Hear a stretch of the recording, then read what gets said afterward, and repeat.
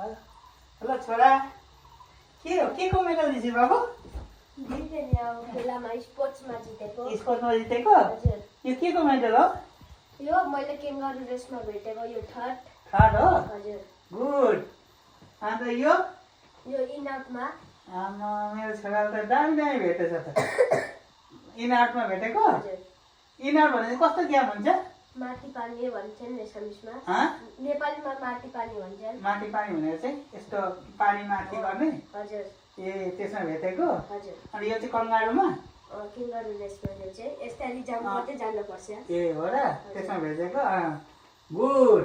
very good अनि यो चाहिँ केमा भेटेको छ र कोक फाइटमा कोक फाइट भनेर चाहिँ यसरी खेल्छन् ए कुखुराको फाइट जस्तो ए त्यसमा भेटेको हैन बाउ छोरा चाहिँ केसरी गुनगुन गुनगुन गर्दै बस्नु भएको के हो यो ल के रहेछ गुड मेडल हो मेडल हो अनि खोइ मेडल त मैले त के रे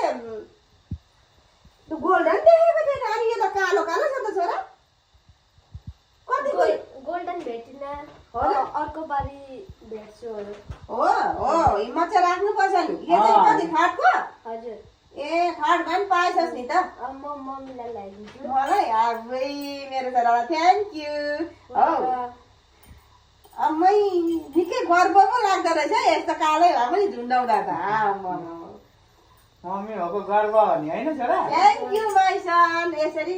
राम्रो राम्रो अर्को पालि चाहिँ अब होइन यो सिल्भर भए पनि गोल्डन भए पनि गोल्ड चाहिँ खेलामा हार जित त हुन्छ हो त हार जित हुन्छ जित्नु पर्छ लेकिन भेट्दैन हो तैँले त भेटिस् होइन 3 नम्बरमा भेटिस् हैन 2 नम्बरमा भेटिस् त्यस्तै हुन्छ नि के अरे 2 नम्बर चाहिँ केमा भेटिस् यो कोक फाइटमा कक फाइटमा कक फाइट त हामी पनि पहिला स्कुलमा खेल्थ्यौँ है यस्तो गरेर नि यस्तो गर्नुपर्छ अनि त्यो कसलाई लडाउनु सक्यो नि त्यही फर्स्ट हुन्छ हो हामी पनि स्कुलमा खेल्थ्यौँ वाउ मेरो अलिकति मेरो पार्टी चाहिँ त्यही कक फाइटमा गइदियो म पनि कक फाइटमा पुरा फास्ट आउँथेँ कि आमै मेरो छोराले यस्तै भए पनि ल्याएछ त मेडल थ्याङ्क यू छोरा अब फेरि